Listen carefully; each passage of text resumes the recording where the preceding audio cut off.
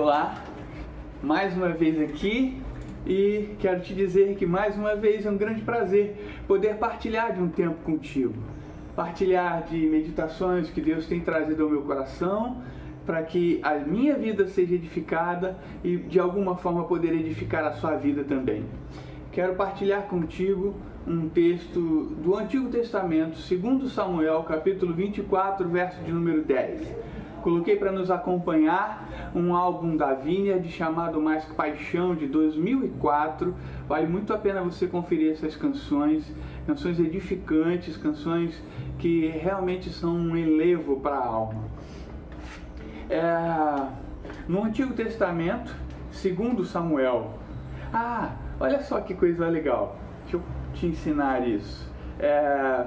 No Antigo Testamento a gente usa no masculino, né? 2 Samuel, 2 Reis, 2 Crônicas, porque são livros, os livros, né? E já no Novo Testamento a gente usa no feminino, 1 Coríntios, 1 Timóteo, porque são cartas.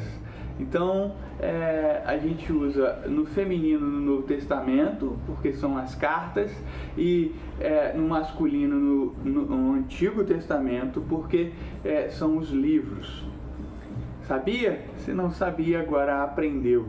Quero ler com vocês esse texto de 2 Samuel, capítulo 24, verso de número 10.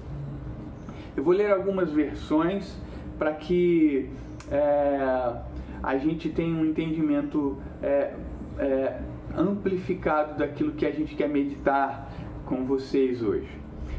Diz assim: sentiu Davi bater-lhe o coração depois de haver recenseado o povo, e disse ao Senhor: muito pequei no que fiz, porém agora, ó Senhor, peço-te que perdoe-me a iniquidade do teu servo, porque procedi muito loucamente. Mas depois que Davi, agora na NTLH, nova tradução na linguagem de hoje, mas depois que Davi fez a contagem, a sua consciência começou a doer e disse: ó Senhor Deus, eu cometi um pecado terrível ao mandar contar o povo. Por favor, perdoa-me, o que fiz foi uma loucura. Na Revista Corrigida está assim: e o coração doeu a Davi depois de haver numerado o povo.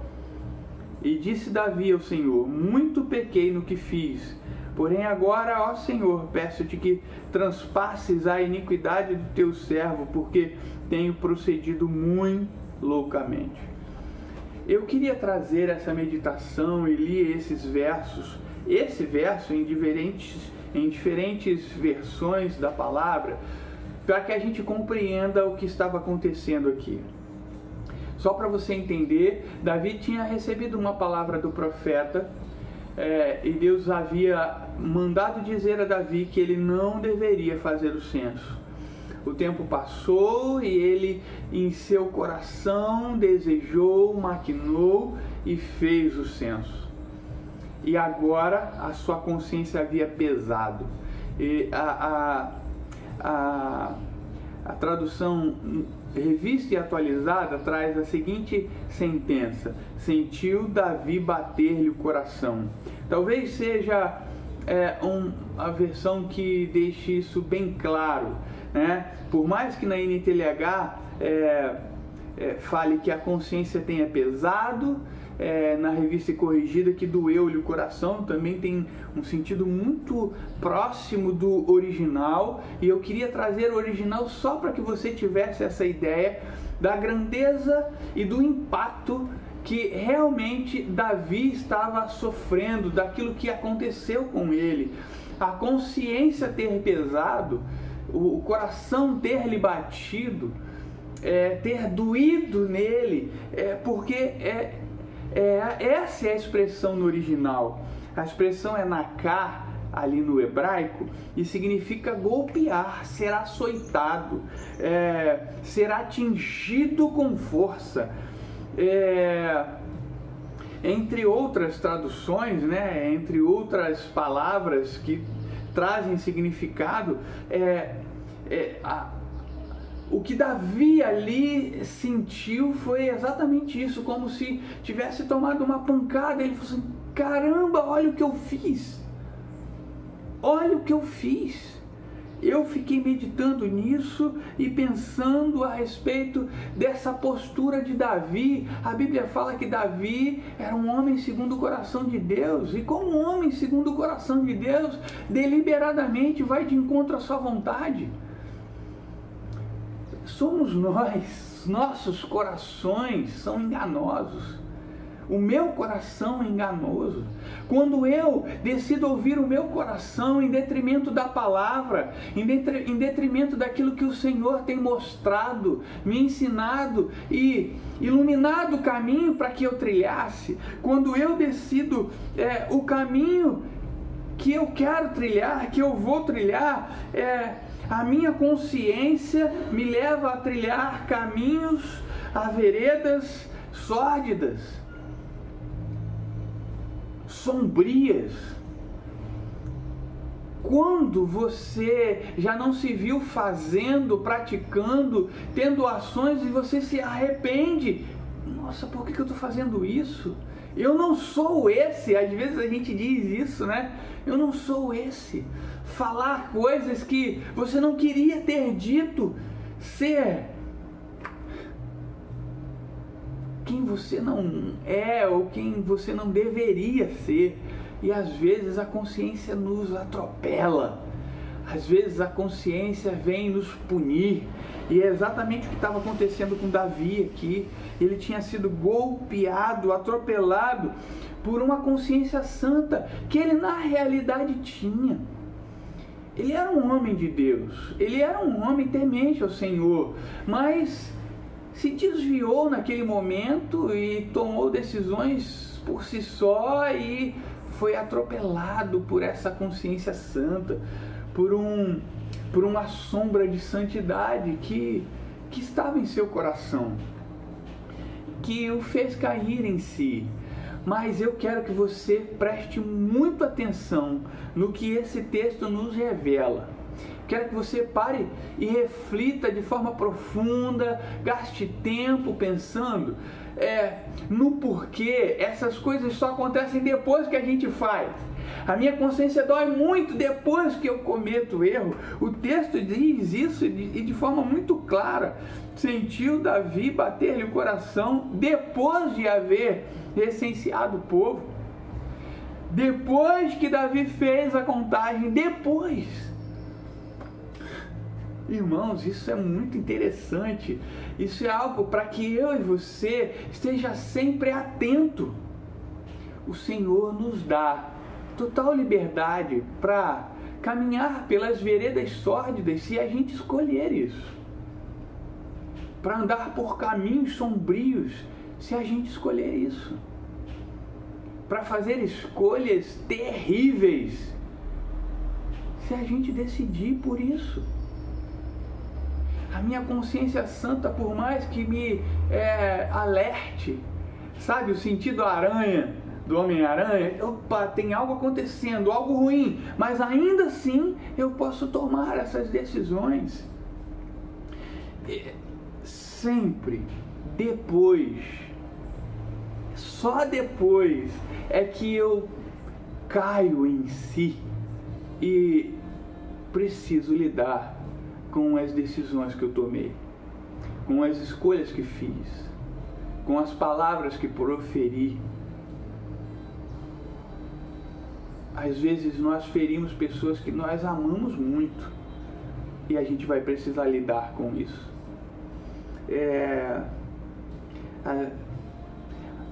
Minhas ações equivocadas, torpes, as minhas decisões que me alinham ao pecado, porque Davi também deixa isso muito claro: muito pequei contra o Senhor, muito cometi um pecado terrível. Pecado é isso, né? A palavra pecado, pequei aqui, o reconhecimento, ratar, e é exatamente isso: perder o rumo, errar o alvo, errar o caminho, desviar daquilo que é o correto. E Davi naquele momento entendeu, cara, eu não deveria ter feito isso. E me chama muita atenção que isso acontece depois, né? A liberdade que Deus nos dá, eu preciso aprender a lidar com ela. Eu preciso aprender a dominar essa liberdade, no sentido de que eu preciso dominar quem eu sou e a minha tendência a falhar. Há uma história no Novo Testamento que para mim é uma grande referência a esse texto. São textos que, mesmo tão distantes um do outro, ele traz verdades que são muito similares. É a parábola do filho pródigo, lá em Lucas, no capítulo 15, versos de 11 a 32. Para a gente ganhar tempo, eu vou aqui só te fazer entender. A parábola do filho pródigo, Jesus conta essa história e diz que um homem muito rico, abastado, tinha 2 filhos, e em dado momento um dos filhos, o filho mais moço, falou assim: por que eu estou aqui servindo meu pai, trabalhando na lavoura do meu pai? Eu quero viver a minha vida, eu quero tomar minhas decisões, eu quero fazer minhas escolhas, eu quero ser livre, não quero estar sobre a tutela do meu pai. E ele vai até o pai e diz assim: eu quero o que me pertence, o que é meu de direito. A metade de tudo isso, ele nem tinha esse direito na realidade, né? Uma herança só é ganha quando o pai morre e os bens são repartidos. Mas aquele pai, de forma muito dadivosa, generosa, sábia, inclusive, ele fala assim: você quer isso? Tem certeza? Tudo bem. E ele faz uma divisa e dá a ele aquele montante de dinheiro para que ele possa desfrutar da sua liberdade, das suas escolhas. E ele vai embora e ele vive dissolutamente, ele vive feliz, ele gasta o seu dinheiro, os seus bens, ele encontra amigos que estão sempre perto dele, ele toma as melhores bebidas, come nos melhores lugares, ele se diverte, ele faz muitas coisas. E isso também é necessário que eu pare para pensar e refletir, viver essa vida dissoluta, sem pensar no amanhã, sem pensar em absolutamente nada que não seja eu e o meu prazer. Essa postura hedonista me leva a que lugar? Porque nessa história, esse menino gasta tudo que tinha. E em dado momento ele se vê sem amigos, sem condição de pagar o seu sustento, de comer, e ele vai trabalhar para um homem onde ele estava, na cidade que ele estava, criando porcos. E ele, em algum momento, ele diz assim: o que eu estou fazendo aqui? Depois de ter vivido tudo que ele viveu, depois de ter desfrutado de tudo que ele desfrutou, experimentado e tido todas as experiências que ele achava que deveria ter. E ele fala assim: cara, os servos do meu pai vivem melhor do que eu. Eu vou voltar, eu vou pedir perdão. E eu vou falar para o meu pai que eu não quero nem ser reconhecido como filho, mas que ele me deu um emprego e que eu possa viver dignamente. Aquele menino, ele viveu antes, aparentemente, com uma vida abundante, feliz, alegre, regada.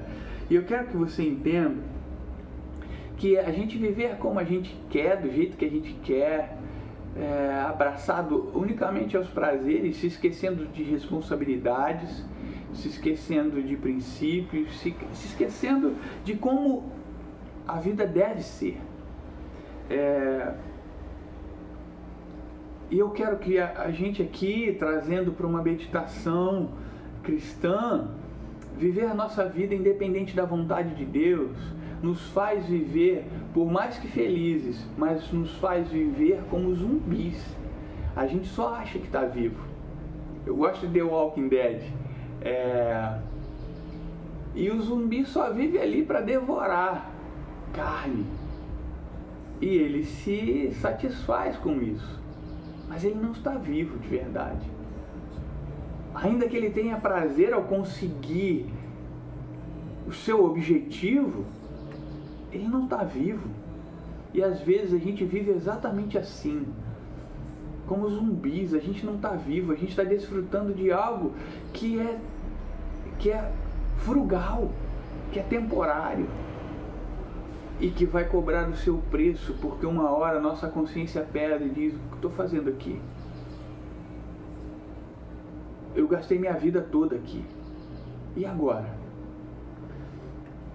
Porque Deus permite que a gente faça essas escolhas. Deus permite. Deus, por mais diferente de que os outros digam, a fé cristã é uma fé livre. Eu realmente sou livre em Cristo Jesus. E a liberdade, segundo aquilo que eu acredito, realmente está em Jesus. A ponto de que se eu não quiser mais, Jesus fala assim: olha, contigo mesmo, vai viver sua vida. Mas quem teve consciência em Cristo, um dia que seja, vai entender, depois de viver uma vida dissoluta, quando a ficha cair, quando for golpeado por uma consciência, vai falar assim: e agora? Eu preciso olhar para trás e voltar.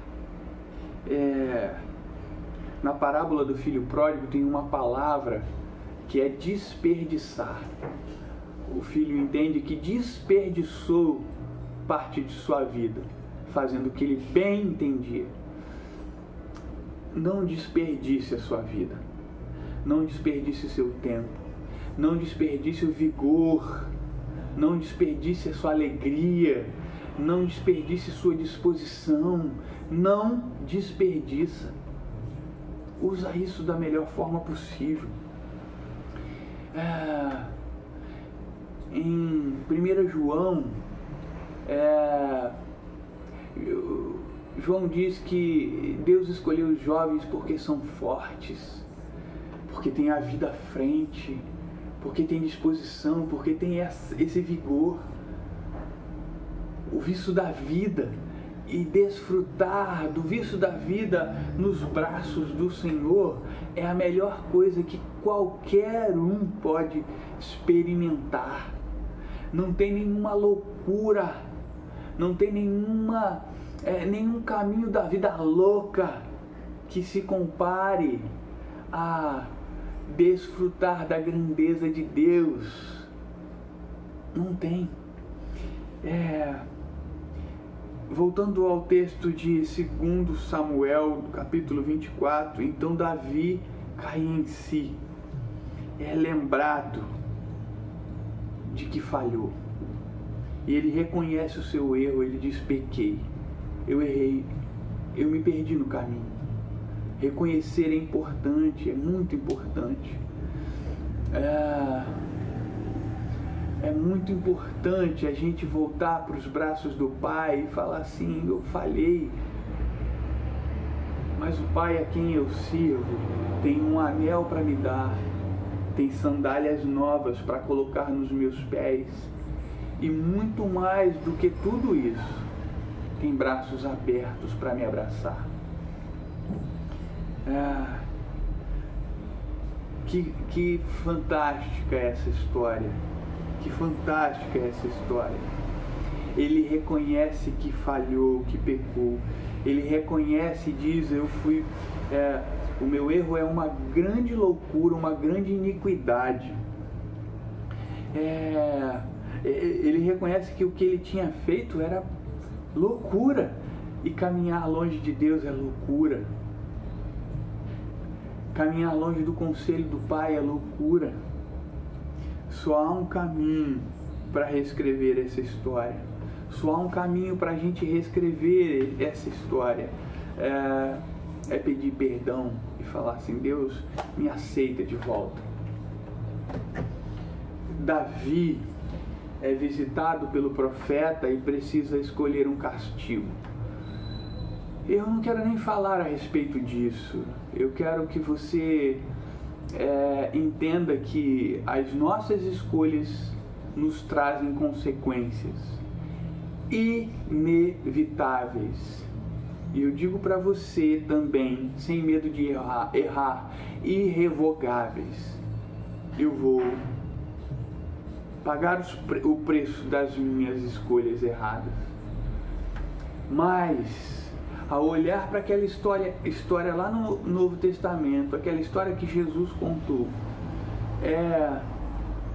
reconhecer que o pai continuava à espera do filho que tinha partido.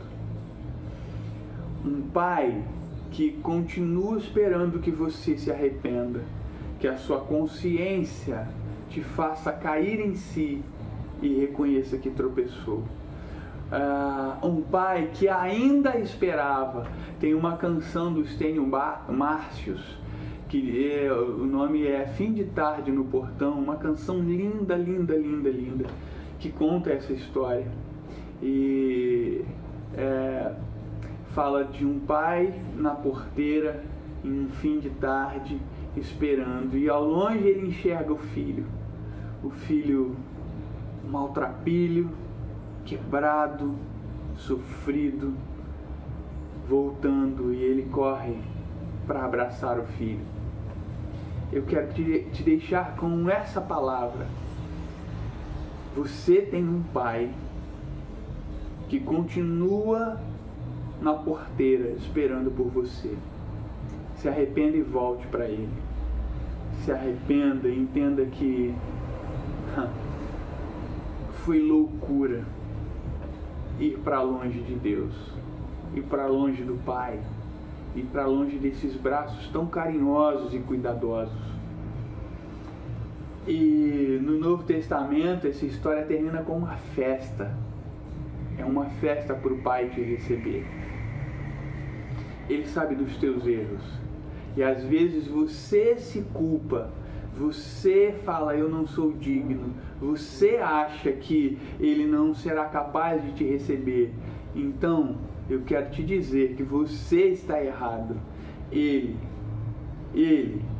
através do sangue de Jesus, que é capaz de te limpar e te lavar de qualquer que seja o pecado, qualquer que seja o tamanho do teu erro, da tua falha, ele vai te tornar limpo e te justificar diante do Pai, que está de braços abertos para te abraçar. Essa é a palavra que eu queria partilhar contigo. E acredite, não há melhor lugar do que os braços do Pai. Não há. Deus te abençoe ricamente. Fica com Ele. Deus te abençoe.